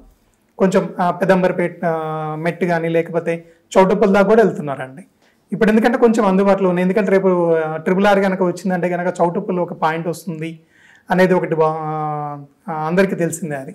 దాంతోపాటు చౌటుప్పల్ నుంచి మళ్ళీ ORRకి కనెక్టివిటీ ఉంటుందని, మధ్యలో రేడియల్ రోడ్స్ వస్తాయని. సో ఈ సెంటిమెంట్తో ఏంటంటే కొంచెం ఇన్వెస్ట్మెంట్ చేసే వాళ్ళు కూడా బాగా పెరిగారండి. వీళ్ళకి కూడా కనీసం ఎంత లేదనుకున్నా సరే 2 to 3 times మినిమం ఎక్స్పెక్ట్ చేయొచ్చు అండి నెక్స్ట్ 5 yearsలో. ఈస్ట్ సైడ్ అండి. విజయవాడ కూడా బాగుందంటారు? ఇది కూడా బాగానే ఉంది సార్. ఇప్పుడు మనము ఇన్వెస్ట్మెంట్కి హ్యాపీగా చేసుకోవచ్చు అండి. రిచెస్ట్ పీపుల్ దాదాపు 71% పీపుల్ రియల్ ఎస్టేట్లో ఇన్వెస్ట్మెంట్ చేస్తున్నారు అన్నారు. ఒక హైదరాబాద్ అని కాదు, ఇటు ముంబై, చెన్నై, గోవా, దుబాయ్ ఇటు కూడా ఇన్వెస్ట్ చేస్తున్నారు. ఇంకా ఏంటి సార్ ఇంత రియల్ ఎస్టేట్లో ఇంత ఇన్వెస్ట్మెంట్స్ రావడానికి కారణం ఏంటి? అంటే మిగతా వాళ్ళతో పోల్చుకుంటే ఎక్కువ రిటర్న్స్ ఉన్నాయి బట్ ఇందులో ఇన్వెస్ట్ చేస్తున్నారు. దీంట్లో మెయిన్ ఏంటంటే సార్, అంటే ఇప్పుడు మీరు అన్నట్లుగా మీరు యూజ్ చేసిన వర్డ్ రిచెస్ట్ పీపుల్ ఎవరైతే ఉన్నారో వాళ్ళందరూ కూడా ఏంటంటే ఈ రియల్ ఎస్టేట్ నుంచి వచ్చిన వాళ్ళేనండి. ఒకటి మెయిన్ రీజన్ ఏంటంటే సార్, ఈ రియల్ ఎస్టేట్లో ఈ ల్యాండ్కి ఏంటంటే ఆల్టర్నేటివ్ లేదండి. ఎప్పుడైనా సరే డిమాండ్ ఉంటూనే ఉంటుంది, సప్లై లేదు దీనికి. మనం ఎకనామిక్స్లో చూసినట్లుగా డిమాండ్ అండ్ సప్లై ఏదైతే ఉంటుందో అట్లనే డిమాండ్ ఎప్పటికీ ఉంటుందండి. సప్లై లేదు. అంటే మిగతా ప్రాంతాలతో పోల్చుకుంటే హైదరాబాద్ డిమాండ్ సప్లై డిమాండ్ దగ్గర సప్లై ఉందా? డిమాండ్ ఉంది, సప్లై కూడా అట్లనే ఉందండి ఇక్కడ మనకి. మరి రేట్లు ఎందుకు? ల్యాండ్ అవైలబిలిటీ ఉంది. అందుకే మరి మీరు అన్నది కరెక్టే సార్. అవునండి, మీరు ప్రశ్న ఇప్పుడు అడిగాను, మీరు చెప్పారు డిమాండ్ ఉంది, సప్లై ఉంది. అవునండి, ఈ రెండు ఈక్వల్గా వెళ్తున్నప్పుడు రేట్లు ఎలా పెరుగుతున్నాయి? ఒకటి వచ్చేసి ఏంటంటే లొకేషన్ వైజ్ అండి. ఇప్పుడు మీరు అన్నట్లు వెస్ట్ సైడ్ రేట్లు ఎక్కువ ఉన్నాయి, ఈస్ట్ సైడ్ తక్కువ ఉంది. ఇక్కడ ఎందుకంటే అందరూ హైటెక్ సిటీ, ఈ ఐటీ పీపుల్ అందరూ ఉండేటప్పటికి అందరూ ఇటువైపు రావాలనేటప్పటికి ఇక్కడ డిమాండ్ ఎక్కువ పెరిగింది, సప్లై తక్కువ అయిపోయింది, ఇక్కడ ల్యాండ్ అవైలబిలిటీ లేదు. అందుకోసమే మనకి సిటీలో ఎక్కడ కూడా ఇన్ని హై రైజెస్ ఉండవండి, ఓన్లీ వెస్ట్లోనే ఉంటాయి. ఎందుకంటే అందరూ మాకు వచ్చేసి ఆ లొకేషన్లోనే కావాలి అని అనుకునేటప్పటికి ఏమైందంటే డిమాండ్ ఎక్కువ పెరిగింది, అక్కడ ల్యాండ్ అవైలబిలిటీ తగ్గిపోయింది కదండి. అందుకని హై రైజ్కి వెళ్ళిపోయారు, వర్టికల్కి వెళ్ళిపోయారు ఇప్పుడు హారిజెంటల్ కంటే కూడా. కానీ ఎవరైతే రిచెస్ట్ పీపుల్ ఉంటారో సార్, వాళ్ళు ఏం చేస్తారు అంటే సార్, ఎక్కడైనా ఇన్వెస్ట్మెంట్ చేస్తే చేయాల్సిన పని ఏంటంటే, అంటే మాకు గురువు గారు చెప్పారు, ఆయన చెప్పింది ఏంటంటే, ఒకసారి మీరు ఎప్పుడైనా మంచి రిటర్న్స్ తీసుకోవాలి అంటే కనుక ఇన్వెస్ట్మెంట్ చేసి హోల్డ్ చేయాలంటారండి. ఆ హోల్డ్ అనేది మీ ఇష్టం, 5 సంవత్సరాల, 10 సంవత్సరాల, 20 సంవత్సరాల, 50 సంవత్సరాల అనేది మీ మీద ఉంటుంది. కానీ దానికి తగ్గట్లుగానే రిటర్న్స్ ఉంటాయండి. ఒక 10 సంవత్సరాల క్రితం తీసుకుందామండి, ₹1,00,000 ఎకరం ఉందనుకోండి, ఈ రోజు ₹1,00,00,000 అయింది, 40 లక్షలు అయింది అనుకుందామండి. ఈ 10 సంవత్సరాల క్రితం ₹1,00,000, ఈ రోజు 40 లక్షలు అయిందండి. అంటే దాదాపు ఏంటంటే ఎన్ని టైమ్స్, 400 టైమ్స్ పెరిగింది. అది మనకి ఆ ఓపిక ఉందా? ఎక్కువ మందికి ఉండదండి, ఇన్వెస్టర్స్కి ఎక్కువ మందికి అట్లా ఉండదండి. ఈ రోజు నేను పెడతాను, దీని వెంటనే అమ్మేసేయాలి, ఎంతో కొంత తీసుకొని ప్రాఫిట్ తీసుకొని ఎగ్జిట్ అవ్వాలి. సో ఇలానే ఉంటుందండి. కానీ ఇన్వెస్ట్మెంట్ అనేది ఎప్పుడైనా కానీ ఇన్వెస్ట్మెంట్ చేయాలి, హోల్డ్ చేయాలండి. చేసిన తర్వాతనే రిటర్న్స్ వస్తాయండి. ఇంకొకటి రియల్ ఎస్టేట్లోని ఎక్కువ అమౌంట్స్ రావడానికి కూడా రీజన్ ఏంటంటే అండి, రియల్ ఎస్టేట్లో ఎప్పుడు కూడా ఏంటంటే డౌన్ఫాల్ అనేది ఎప్పుడు లేదండి, ఇంతవరకు లేదు. మేబీ ఒక రేట్కి వచ్చేసి స్టాగ్నేషన్ అని ఉంటుంది, అక్కడ నుంచి మళ్ళీ ఇంకొన్ని రోజులు పోయి ఒక స్టాగ్నేషన్ కన్నా వెళ్తుంది. అంతేగాని డౌన్ఫాల్ అనేది మాత్రం ఇంతవరకు లేదండి. ఇప్పుడు మీరు ఏ ప్రొడక్ట్ తీసుకున్నా కానీ, అంటే వేరే ఏ ఇన్వెస్ట్మెంట్ తీసుకున్నా కానీ, గోల్డ్ తీసుకున్నా కానీ, స్టాక్స్ తీసుకున్నా కానీ, ఎక్కడైనా కానీ పెరిగితే పెరుగుతూనే ఉంటాయి, తగ్గినా కూడా అట్లనే తగ్గుతాయండి. కానీ రియల్ ఎస్టేట్లో అసలుకి ఇంతవరకు అది నాకైతే జరిగినట్లుగా లేదండి. ఏదో 1-2-3 ఇన్సిడెంట్స్ ఉన్నాయి. మన నైబరింగ్ స్టేట్స్లో కూడా కొన్ని సెంటిమెంట్స్ వల్ల ఒక్కసారి హైప్ అయింది, తర్వాత ఒక్కసారి డౌన్ అయిపోయింది గవర్నమెంట్ చేంజ్ అవ్వడం వల్ల. అలాగే ఎక్కడో ఒక 1-2% తప్పితే మాత్రం మిగతా ఎక్కడ కూడా రియల్ ఎస్టేట్లో పెట్టిన ఇన్వెస్టర్ లాస్ అయ్యాడనేది మాత్రం నేనైతే ఇంతవరకు చూడలేదండి. ఎందుకంటే డౌన్ఫాల్ అనేది లేదండి. నేను ఒక ₹1,00,000 పెట్టి ఒక ప్రాపర్టీ కొన్నానంటే దాన్ని 10,000 కన్నా అమ్ముతాను, కానీ 90,000కి అమ్మిన ఛాన్సెస్ అయితే మాత్రం చాలా తక్కువ అండి. అదొకటి మెయిన్ రీజన్ అండి. అందుకనే ఎక్కువ మంది రిచెస్ట్ పీపుల్ కూడా ఇటు రియల్ ఎస్టేట్ వైపు చూడడానికి కూడా రీజన్ అదేనండి. అంటే హైదరాబాద్ రియల్ ఎస్టేట్లో కొత్త ట్రెండ్ నడుస్తుందంట. ఏంటంటే ఇప్పుడు యాక్చువల్గా మనం దుబాయ్లో ప్రాపర్టీ ఉండదంటే ఒక స్టేటస్గా ఫీల్ అవుతాం, అవునండి, దుబాయ్లో ప్రాపర్టీస్ కొంటాం. అవునండి. కానీ రీసెంట్గా ఏంటంటే దుబాయ్ నుంచి కూడా హైదరాబాద్లో ఇన్వెస్ట్ చేయడానికి ఎక్కువ మంది ఆసక్తి చూపుతున్నారు. అసలు హైదరాబాద్లో ఒక ప్రాపర్టీ ఉండటం ఒక స్టేటస్గా ఫీల్ అవుతున్నారు. ఒక దుబాయ్ అని కాదు, మిగతా రాష్ట్రాల నుంచి కూడా ఇక్కడ ఇన్వెస్ట్మెంట్ చేస్తున్నారు అని చెప్పి కూడా అన్నారు. హైదరాబాద్ ఇంకా రియల్ ఎస్టేట్ అంటే హైదరాబాద్ రియల్ ఎస్టేట్లా మారిపోతుందా, లేకుంటే ఫ్యూచర్ 2050కి వరల్డ్లో టాప్ 10 సిటీల్లో హైదరాబాద్ ఏ ప్లేస్లో ఉంటుంది ముందే ఊహించుకొని ఇక్కడ ఇన్వెస్ట్ చేస్తున్నారు? 100% ఈరోజు దుబాయ్లో కన్నా హైదరాబాద్లో ఉంటూ ప్రాపర్టీ ఉంటే ఒక స్టేటస్గా ఫీల్ అవుతున్నారండి. అవునండి.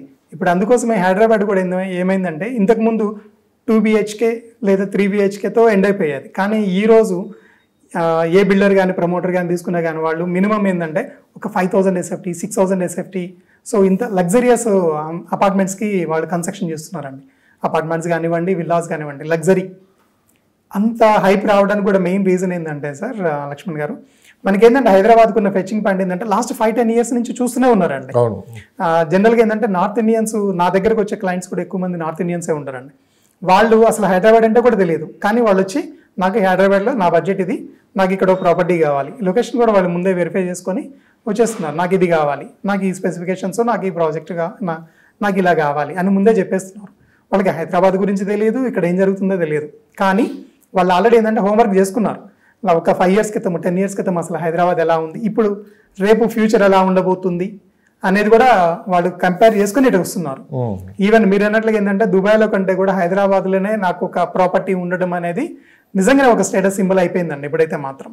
ఎందుకంటే సార్ ఇక్కడ ఉన్నంత అంటే లగ్జరియస్కి వెళ్ళినప్పుడు ఆ లగ్జరియస్కి తగ్గట్లుగా కూడా నా దగ్గర ప్రాపర్టీస్ కూడా దొరకట్లేదండి ఒక్కొక్కసారి. అందుకే విల్లాస్ ఒక్కొక్క విల్లా 40-50 కోట్లు ఉంది. అవునండి, నిజమేనండి. అది ఫ్యూచర్ లో కూడా 100 కోట్ల విల్లాలు వచ్చినా ఆశ్చర్యపోవాల్సిన పని డెఫినెట్ గా వచ్చినా కూడా ఆశ్చర్యపడాల్సిన పని ఏం లేదు. అమ్మో అదేంటిది అట్లాగా పెరిగితే ఏముంది, దాంట్లో ఏమైనా బంగారం ఉందా అంటారు. ఇంత లగ్జరీ కోరుకుంటున్నారు సార్ హైదరాబాద్లో. అవునండి, ఎందుకంటే సార్ ఇక్కడ ఎవరైనా ఉండొచ్చు సార్. ఇక్కడ వేరే మన స్టేట్స్కి వెళ్తే ఓన్లీ ఆ లాంగ్వేజ్ మాట్లాడే వాళ్ళకి మాత్రమే ఎక్కువ ప్రిఫరెన్స్ ఉంటుంది. ఇక్కడ అనుకోండి గుజరాతీస్కి కానీ, బీహారీస్కి కానీ, ఉత్తరప్రదేశ్ వాళ్ళకి కానీ, ఎవరికైనా సరే అందరికీ హ్యాపీగా ఉండే స్టేట్ అనమాట మన హైదరాబాద్. ఇక్కడ ఎవరు కూడా అసలు ఈ క్లైమేట్ గురించి చెప్పక్కర్లేదు. చలిగా ఉన్న టైంలో మన అది కాకుండా మనకి ఇక్కడ భూకంపాలు వస్తాయన్న భయం కూడా లేదు. అందుకనే మనము బయట గ్లోబల్ నుంచి కూడా మైక్రోసాఫ్ట్ కానివ్వండి, అమెజాన్ కానివ్వండి, వాళ్ళు కూడా వచ్చేసి ఇక్కడ వాళ్ళ హెడ్ ఆఫీసెస్ కట్టుకోవడానికి కూడా రీజన్ అదే అనమాట. మనకి యుఎస్ ఎంబసీ ఇక్కడ వాళ్ళు ఆల్రెడీ కన్స్ట్రక్షన్ చేసేసారు. సెక్యూర్డ్ ప్లేస్ అన్నారు, చాలా సెక్యూరిటీ ప్లేస్ అండి అది. రేపటి ఏదన్నా యుద్ధాలు లాంటివి వచ్చినప్పుడు కూడా హైదరాబాద్ దాటుకొని పోవడం చాలా కష్టం అంట. ఇంత దూరం రావడానికి కూడా లేదంట. ఆ ఫీల్ అనేది కూడా మళ్ళీ ఓవరాల్గా మొన్న ఒక చిన్న డిస్కషన్లో మీలాంటి ఒకరు చెప్పడం కూడా జరిగింది. ఓవరాల్గా ఏది తీసుకున్నా కానీ మనకి మిడిల్లో ఉండటం ప్లస్ అన్ని రాష్ట్రాలకి మధ్యలో ఉండటం కూడా ఇది ఒక ప్లస్ పాయింట్. క్లైమేట్ మెయిన్ దీనికి చాలా క్లైమేట్ చాలా బాగుంది. తర్వాత ఇక్కడ ఉన్న పీపుల్ కూడా అందరు ఫ్రెండ్లీ నేచర్, ఎవరైనా ఇక్కడ ఉండొచ్చు అని దాన్ని కూడా ఇది ఉంది. సో అంత బాగానే ఉంది సార్. మా పక్క అంత రియల్ ఎస్టేట్ విపరీతంగా పెరిగిపోతుంది. చాలా మంది ఏంటంటే అగ్రికల్చర్ ల్యాండ్ ఉందా అని చెప్పి కూడా ఆలోచిస్తున్నారు. సో హైదరాబాద్ అసలు ఉన్నాయి అగ్రికల్చర్ ల్యాండ్స్? ఉన్నాయి కానీ హైదరాబాద్లో లేవు, కొంచెం బయటికి రావాల్సిందే. వచ్చి నేను ఫార్మింగ్ చేసుకోవాలనుకున్న వాళ్ళకి అగ్రికల్చర్ ల్యాండ్స్ కూడా అవైలబిలిటీ ఉన్నాయండి. ఒక 30-40 lakhs నుంచి అయినా సరే స్టార్టింగ్లో ఉన్నాయి. కానీ దానికి ఏంటంటే అగ్రికల్చర్ ల్యాండ్కి ఏంటంటే మనం వచ్చి మనం ఫార్మింగ్ చేసుకుంటే బాగానే ఉంటుంది, లేకపోయినా కానీ కౌలుకి ఇచ్చినా కానీ బాగానే ఉంటుంది. కానీ తీసుకునే ముందు ఏంటంటే అగ్రికల్చర్ ల్యాండ్ తీసుకునే ముందు ఏంటంటే మీరు 1950 నుంచి మనం ఆ పహానీస్ ఇవన్నీ కూడా వెరిఫై చేసుకోవాలండి. నిజంగానే ఒక అగ్రికల్చర్ ల్యాండ్ కొనాలి అంటే ఏమేమి చూసుకోవాలి అనేది లిస్ట్ ఆఫ్ ద డాక్యుమెంట్స్ నా దగ్గర ఒక 14 లిస్ట్ ఉందన్నమాట. వీటిలోంచి ఆ లిస్ట్ ప్రకారం మనం వెళ్ళాము అంటే కనుక మనకి లీగల్గా అవైలబిలిటీ ఉంటుందండి. ఎప్పటికైనా ఎప్పటికీ ప్రాబ్లం ఉండదండి. కాకపోతే ఏంటంటే అగ్రికల్చర్ ల్యాండ్ దగ్గరికి వెళ్ళడానికి ఒక ప్రాపర్ రోడ్డు, కనీసం కారు వెళ్ళే రోడ్డు కనుక, అప్రోచింగ్ రోడ్డు ఉందంటే కనుక హ్యాపీగా తీసుకోవచ్చు అండి. ఎందుకంటే సార్ ఇన్వెస్ట్మెంట్లో కూడా నేను సజెస్ట్ చేసేది ఏంటంటే ఈ అగ్రికల్చర్ ల్యాండ్స్ ప్లాట్స్ నేను సజెస్ట్ చేస్తాను, ఓపెన్ ప్లాట్స్. ఎందుకంటే దానికి పెరిగినంతగా డిమాండ్ దేనికి మిగతా వాటికి కంపేర్గా తక్కువ పెరుగుతుంటుంది. దానికంటే అగ్రికల్చర్ ల్యాండ్స్ ఇంకొంచెం బెటర్గా పెరుగుతాయండి. కాకపోతే ఏంటంటే దానికి కావాల్సింది ఏంటంటే మెయిన్ కావాల్సింది ఏంటంటే లీగాలిటీ ఒకటి కావాలి, పొజిషన్ ఒకటి కావాలండి. రీసెంట్గానే ఒక ఫ్రెండ్తో మాట్లాడుతుంటే, ఒక అఫీషియల్ ఫ్రెండ్తో మాట్లాడుతుంటే తను చెప్పింది ఏంటంటే 90% పొజిషన్ ఎవరైతే ఉన్నారో ఆ పొజిషన్లో ఉన్న పర్సన్కే లీగాలిటీ అవుతుందంట. డాక్యుమెంట్ నా పేరు మీద ఉన్నా కానీ, డాక్యుమెంట్ ఉన్నా కానీ లీగల్గా ఓనర్ నేను 10% ఉంటానంట. కానీ నిజంగా అక్కడ ఎవరుండి పొజిషన్లో ఉన్నారో ఆ పర్సన్కి 90% ఉంటుందంట. నాకు నిజంగానే షాకింగ్ అనిపించింది. సో అందుకని అగ్రికల్చర్ ల్యాండ్ తీసుకునేటప్పుడు స్పెసిఫిక్గా మనం చూసుకోవాల్సింది ఏంటంటే దాని చుట్టూరు ఒక ఫెన్సింగ్, రైట్. దాంట్లో మీకు ఇంకేమైనా ఇంట్రెస్ట్ ఉందంటే ఒక చిన్న ఫామ్ హౌస్ లాగా ఒకటి కట్టుకోవచ్చు. మీరు పొజిషన్లో ఉండాలి, మీరే ఉండాలి అక్కడ, రైట్. వేరే వాళ్ళు ఉండే అంటే కూడా మీరు చేసుకుంటే అగ్రికల్చర్ ల్యాండ్స్ చాలా బాగుంటుంది అండి. ఎందుకంటే చాలామంది కూడా ఏంటంటే ఈ కరోనా వచ్చిన తర్వాత కూడా ఏంటంటే కొంచెం నేచర్కి దగ్గరగా ఉండాలి అన్న ఉద్దేశంతో కొంచెం ఈ ఫామ్ హౌస్ కాన్సెప్ట్, ఈ అగ్రికల్చర్ ల్యాండ్స్ తీసుకోవడము, సరదాగా ఒక వీకెండ్ వెళ్ళి అక్కడ స్పెండ్ చేసి రావడము, రైట్. అక్కడ ఏదైనా చిన్న చిన్న పార్టీస్ అరేంజ్ చేసుకోవటము, ఫ్యామిలీ ఫంక్షన్స్ అరేంజ్ చేసుకోవటము, ఈ ట్రెండ్ కొంచెం పెరిగిందండి. కానీ ఈ అగ్రికల్చర్ ల్యాండ్స్ తీసుకునే ముందు మాత్రం ఆ చెక్ లిస్ట్ ఒకటి ప్రిపేర్ చేసుకొని 1950 నుంచి నిజంగానే లీగల్గా ఉందా లేదా ఇవన్నీ చెక్ చేసుకోవాల్సి ఉంటుందండి. దీనికోసం కొంచెం ఖర్చు పెడితే ఒక 5,000 ఎంతో 10,000 ఖర్చు పెట్టి ఒక మంచి లీగల్ ఒపీనియన్ తీసుకుంటే బాగుంటుందండి. మిమ్మల్ని నేను ఒక పర్సనల్ క్వశ్చన్ అడుగుతాను, అది మీకు ఇష్టమైతే చెప్పండి, లేకుంటే మీరు ఓకే అండి వదిలేసేయండి.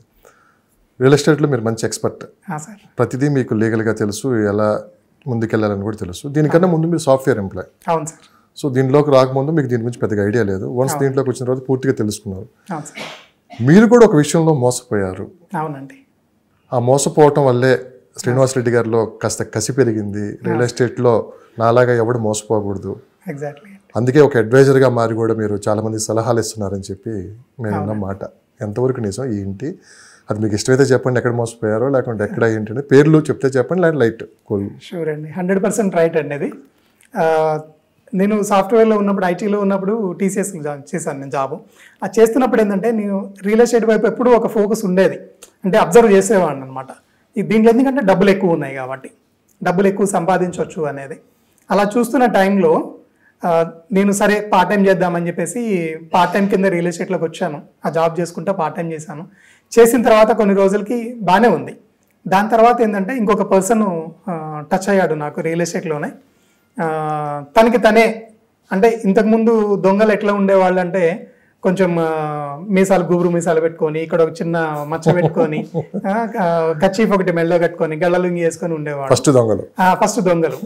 వాడు నిజంగా నా పక్కన బస్సులో కూర్చున్నా కానీ నా దగ్గర ₹1,00,000 ఉన్నాయంటే కూడా నేను కొంచెం జాగ్రత్తగా నేను అబ్జర్వ్ చేస్తాను. ఎందుకంటే నాకు తెలుసు కాబట్టి ఈ పర్సన్ నాకు దొంగ అని తెలుసు కాబట్టి నేను కొంచెం జాగ్రత్తగా ఉంటా.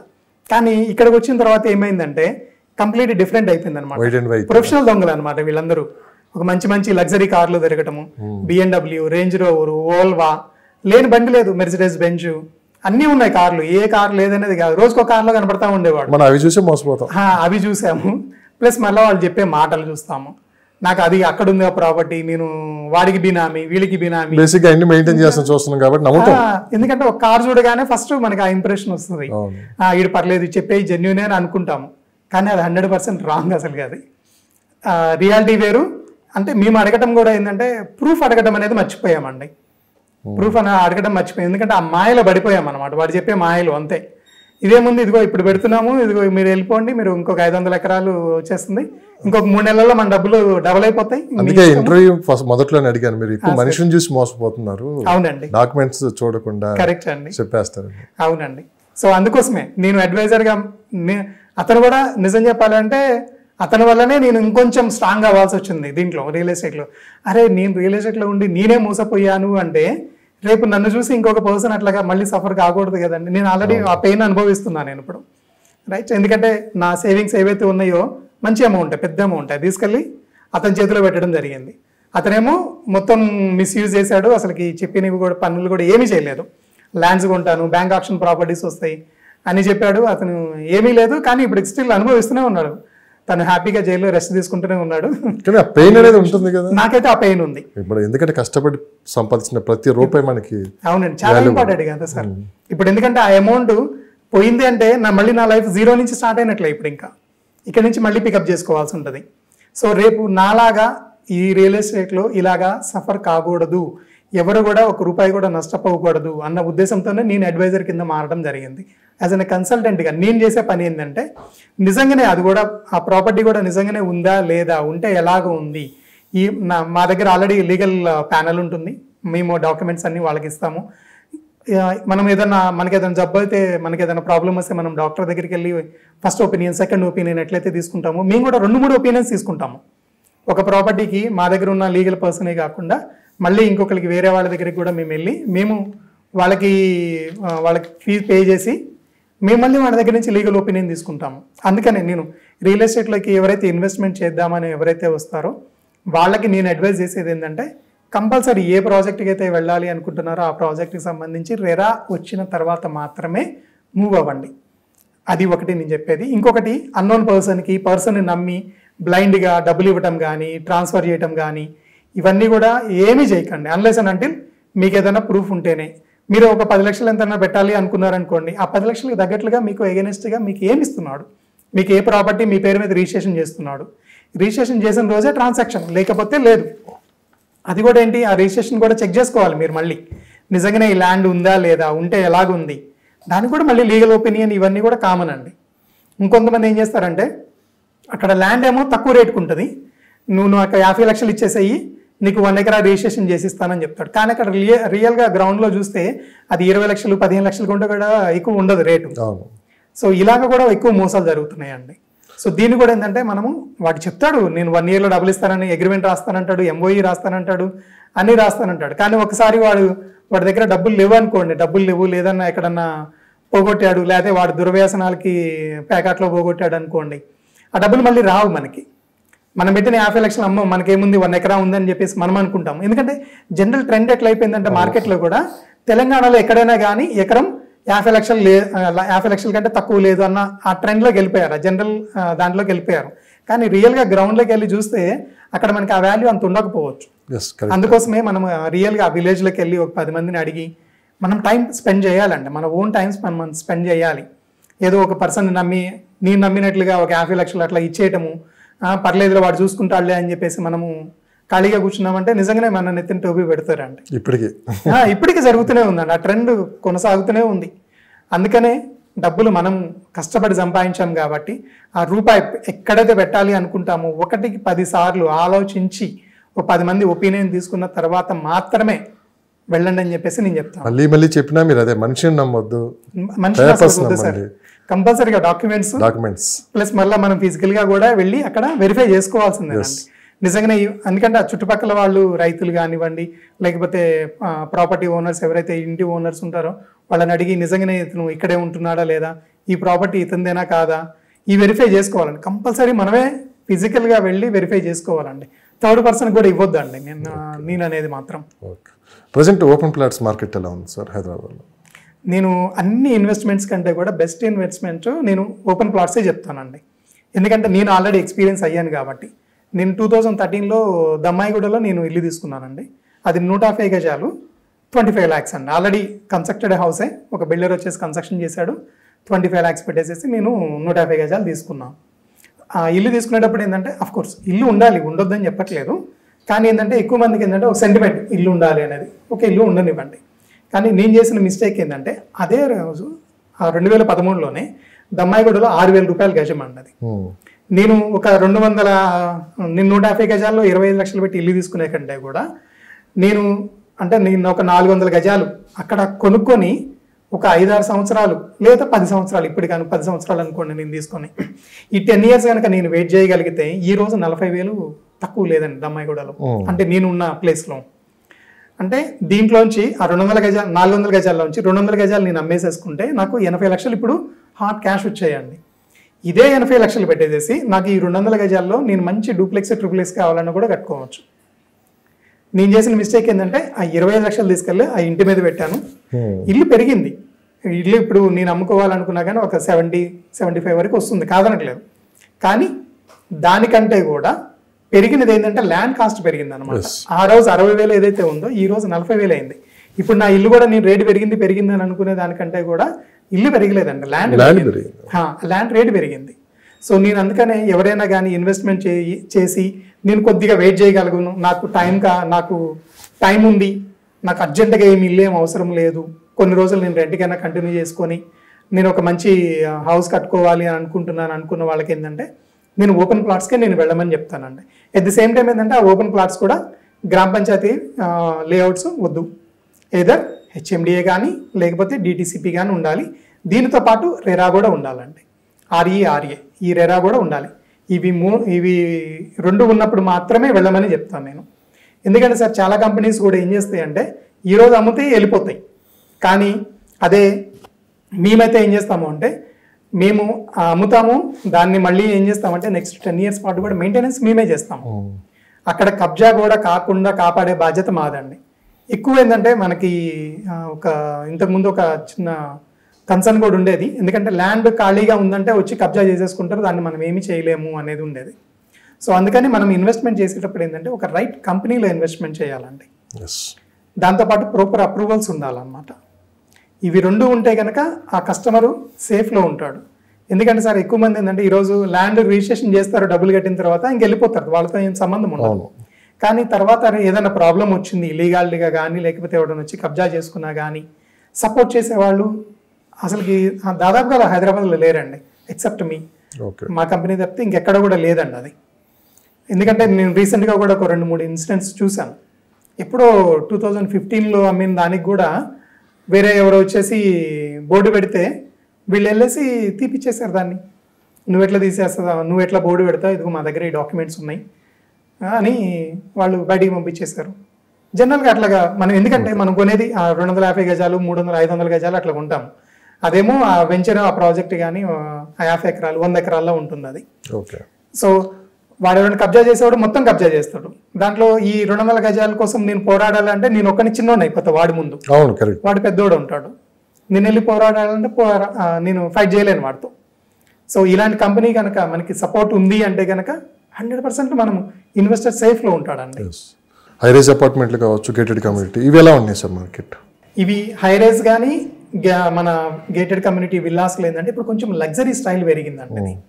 హై రైజ్ కూడా కల్చర్ బాగా పెరిగిందండి. ఎందుకంటే ఎక్కువ మంది ఏంటంటే ఈ హైదరాబాద్ వెస్ట్లో ఉన్న వాళ్ళు నాకు దగ్గరలో ఉండాలి, ఎందుకంటే కొంచెం ట్రాఫిక్ కొద్దిగా మనకి ఇష్యూస్ కొంచెం ఉన్నాయి కాబట్టి ఒక 10 నిమిషాలు 15 నిమిషాలు 20 నిమిషాల్లో మాక్సిమం ఆఫీస్ అయిపోగానే ఇంటికి రావాలి అన్న దాంతో ఎక్కువ మంది వస్తున్నారండి. దీంతో పాటు ఏంటంటే కొంచెం ఇల్లు ఒకటే కాదు, దాంతోపాటు కొద్దిగా ఎమ్యూనిటీస్ కూడా నేను యూజ్ చేసుకోవాలి అనే కల్చర్ కూడా కొంచెం పెరిగిందండి. ఏదర్ స్విమ్మింగ్ పూల్ కానివ్వండి, లేకపోతే జిమ్ కానివ్వండి, ఎంటర్టైన్మెంట్కి సంబంధించి చిన్న మినీ థియేటర్ కానివ్వండి, దాంతోపాటు గెస్ట్ రూమ్స్ కానివ్వండి, లేకపోతే యోగా కానీ ఇవన్నీ. దీంతో పాటు ఏమవుతుందంటే అక్కడ కొన్ని కల్చరల్ యాక్టివిటీస్ కూడా కొన్ని పెరుగుతున్నాయండి గేటెడ్ కమ్యూనిటీస్లో. ఏదైనా ఒక ఫెస్టివల్ కానీ ఏదైనా రాగానే అందరు కలిసి గ్యాదర్ అవ్వటం, వాళ్ళందరూ కలిసి అక్కడ ఈ ఫెస్టివల్ని ఆర్గనైజ్ చేయటం, వీటి వల్ల ఏమవుతుందంటే కొంచెం పీపుల్ మధ్యలో ఏమవుతుందంటే కనెక్టివిటీ పెరుగుతుందండి. అందరూ కూడా ఏంటంటే ఒక అన్న బావ ఒక రిలేషన్షిప్లోకి వెళ్ళిపోతున్నారు అన్నమాట. సో దీనివల్ల ఏంటంటే కొంచెం హై రైజ్ అపార్ట్మెంట్స్ కానివ్వండి, ఇవి విల్లాస్ గేటెడ్ కమ్యూనిటీ విల్లాస్ కానివ్వండి, డిమాండ్ కొంచెం పెరిగిందండి. ఎవరైనా సొంత ఊరు విలేజ్ అవి బాగా ఎక్కువ ఇష్టపడే వాళ్ళు అట్మాస్ఫియర్ నుంచి కొంత ఇక్కడ వీళ్ళు వదిలిపెట్టరండి, కంపల్సరీ మాకు ఇది కావాలని అంటారండి. వాళ్ళకి ఇది బాగా సెట్ అవుతుందండి. ప్రైసెస్ ఎలా ఉన్నాయి సార్? బేసిక్ సిటీలో ప్రైసెస్ కొంచెం ఎక్కువనే ఉన్నాయండి. ఎందుకంటే ప్రైస్ పెరగడం అంటే కన్స్ట్రక్షన్ కాస్ట్ పెరగలేదండి, కన్స్ట్రక్షన్ కాస్ట్ కొంచెం పెరిగింది, కానీ ల్యాండ్ కాస్ట్ పెరిగేటప్పటికి ఈ ఇంపాక్ట్ ఏమైందంటే మొత్తం ఫైనల్ ఎండ్ ప్రొడక్ట్ మీద పడిపోయింది అనమాట. సో హై రైజ్ అనగానే మళ్ళీ హై రైజ్ కూడా ఏంటంటే ఒక లెవెల్ దాటిన కాడ నుంచి మళ్ళీ వాళ్ళు గవర్నమెంట్కి ఫీ పే చేయాల్సి ఉంటుంది. సో దాని కాస్ట్ పెరిగింది, కన్స్ట్రక్షన్ కాస్ట్ కూడా పెరుగుతుంది హై రైజ్కి వెళ్ళే కొంది కూడా. సో ఆ ఇంపాక్ట్ ఏంటంటే కొంచెం దానివల్ల ఏంటంటే కొద్దిగా కాస్ట్ అయితే మాత్రం ఎక్కువనే ఉంది. ఇదే మళ్ళీ హై రైజ్ వేరే లొకేషన్స్లో తీసుకుంటే కొంచెం తక్కువ ఉంటుందండి. చివరిగా అంటే మీరు సినిమాలు చూస్తూ ఉంటారు? సార్ చూస్తుంటానండి. సినిమాలో మరి కామెడీకి పెడతారో సీరియస్గా బయట జరుగుతున్నాయి తెలియదు, కానీ ఫస్ట్ ఏంటంటే సో ఒక హీరో కావచ్చు, పేర్లు వద్దు, మనం ఒక సెలబ్రిటీ ల్యాండ్ ఇక్కడ ఉంది అని చెప్పి ఆ చుట్టూ దాదాపు ఒక 2 కిలోమీటర్ల వరకు ల్యాండ్ అమ్మేస్తూ ఉంటారు. ఆ ల్యాండ్ చూపించి చెట్టు పేరు చెప్పి కాయలు అమ్మటం అంటే చూడండి, అది ఎంతవరకు కరెక్ట్? మొదటగా ఏంటంటే చాలా మంది అక్కడ కూడా మోసపోయే వాళ్ళు ఉన్నారు. పలానా చోట సో ఒక సెలబ్రిటీ ఉన్నాడు, దాని పక్కన మేము చెప్పుకోవడానికి బయట స్టేటస్ చెప్పుకోవడానికి అక్కడ, అది ఎంతవరకు కరెక్ట్? ఒకటి వెంచర్లు వేస్తున్నారు సార్, బాగానే ఉంది. ఫస్ట్ ఒక వెంచర్ వేయాలంటే 4 రోడ్లు వేస్తున్నారు, శుభ్రంగా నీట్గా చేసి పెడుతున్నారు, చుట్టూ జెండాలు కలర్ఫుల్గా పెట్టేస్తున్నారు, మంచి టెంట్ వేస్తున్నారు, కూర్చోబెడుతున్నారు. సో అక్కడికి వెళ్ళగానే టెంప్ట్ అయిపోతున్నాం. సరిగ్గా ఒక్కసారి 2-3 ఇయర్స్కి మనం ఒకసారి మనం అదే ప్లేస్కి వెళ్తే మొత్తం చెట్లు, అసలు మనం ఎక్కడ కూర్చున్నాం ఆ రోజు, ఎక్కడ కూర్చొని ఆ సైట్ లో మనం డిస్కషన్ చేసామని కూడా తెలియదు. అది కూడా పెద్ద ఇప్పటికీ మోసం జరుగుతుంది. సో ఈ 2 విషయాల్లోగైనా నమ్మి ముందుకెళ్తే ఎక్కడ దారుణంగా మోసపోయే అవకాశం ఉంది? కరెక్ట్ అండి, మీరు చెప్తుంది ఏంటంటే 100% కరెక్ట్ లక్ష్మణ్ గారు. ఎందుకంటే ఒకటి ఏదన్నా సరే నా ప్రొడక్ట్ తొందరగా నేను సేల్ అయ్యి బయటికి రావాలి అంటే అక్కడ ఏం లేకపోయినా కానీ, అఫ్ కోర్స్ ఎవరైనా సెలబ్రిటీస్ ఉన్నారు అంటే ఓకే అండి, కాదనట్లేదు, కానీ లేకపోయినా కానీ అదిగో అక్కడ ఒక సెలబ్రిటీ ఉన్నారని చెప్పేసి పేరు చెప్తారు అక్కడ. కానీ అది నిజంగానే అక్కడ ఉందా లేదా అనేది కూడా మనం కూడా వెరిఫై చేసుకోవాలండి. అది చెప్పడం 100% రాంగ్ అండి. నిజంగానే జెన్యూన్ ఏమైనా ఇన్ఫర్మేషన్ ఉంటే అది షేర్ చేసినా పర్వాలేదు, కానీ అసలు లేని పేరు చెప్పేసేసి ఆ సెలబ్రిటీ ఇక్కడ ఉన్నాడు, ఈ సెలబ్రిటీ ఇక్కడ ఉన్నాడు, ఇంకా మీరు కూడా అంటే వీళ్ళు కూడా ఏం ఫీల్ అవుతారంటే ఆ పర్సన్కి తగ్గట్లుగా ఫ్యాన్స్ ఉన్నారనుకోండి, వెంటనే వీళ్ళు కూడా మా అన్న పక్కన నేను కూడా ఉంటున్నాను అని వీళ్ళు కూడా. దానికన్నా ముందు నేను చాలా మంది బాగా గమనించాను, దానికన్నా ముందు ఎక్కడ మీరు కొన్నదంటే సెలబ్రిటీ ప్లేస్ పక్కన ఇలా ఉంటుంది. ఎగ్జాక్ట్లీ, ఎందుకంటే అవతల అడిగినోడు కూడా నెక్స్ట్ క్వశ్చన్ వేయడు, ఇంకా వేయడు, ఎందుకంటే ఆ ట్రాప్ లోకి వెళ్ళిపోతాడు. ఓకే నేను ఒక సెలబ్రిటీ వాళ్ళ ల్యాండ్ పక్కన ఉన్నాను అనే దాంట్లోకి వెళ్తాడు. నిజంగానే ఉంటే చెప్పొచ్చు అండి, కాదనట్లేదు. అది కూడా ఏంటంటే ప్రాపర్ అథెంటికేషన్ తోనే చూపించాలి, ఇదిగో ఇది సర్వే నెంబరు, ఇది బోర్డర్ అయింది, ఇది రైట్ ఇక్కడ ఉంటాడు అని చెప్పేసి నిజంగానే చూపించాలి. నా ప్రశ్న అదే సార్, దాన్ని చెప్పుకొని రేట్లు ఎందుకు పెంచుతున్నారు, ఎలా పెంచుతున్నారు అంటున్నా. ఆ ల్యాండ్ అలానే ఉంటుంది, ఆ ల్యాండ్ డెవలప్మెంట్స్ కూడా ఏముండవు. ఈ పక్కన ల్యాండ్ ఎలా ఉందో అది కూడా అలానే ఉంటుంది. ఇదొకటే, ఈ సెలబ్రిటీ కానీ లేకపోతే ఏమో ఈ అది వస్తుంది ఇది వస్తుంది అన్న ఉద్దేశంతోనే ఇట్లా రేట్లు పెంచేస్తూనే ఉంటారు. ఎందుకంటే అదొక సెంటిమెంట్.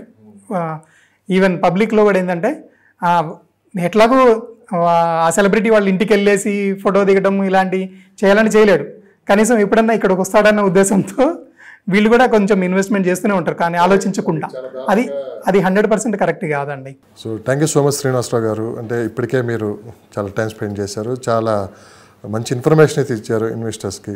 సో చూద్దాం రేపు పార్లమెంట్ ఎలక్షన్లు అయిపోయిన తర్వాత ఏ విధంగా రేట్లు పెరుగుతాయి, నిజంగానే ఏదన్నా ప్రభుత్వాలు చేంజెస్ కింద జరిగితే సో ఎలాంటి మార్పు వస్తా కూడా ఒక 2-3 నెలల్లో మనకు తెలిసిపోబోతుంది.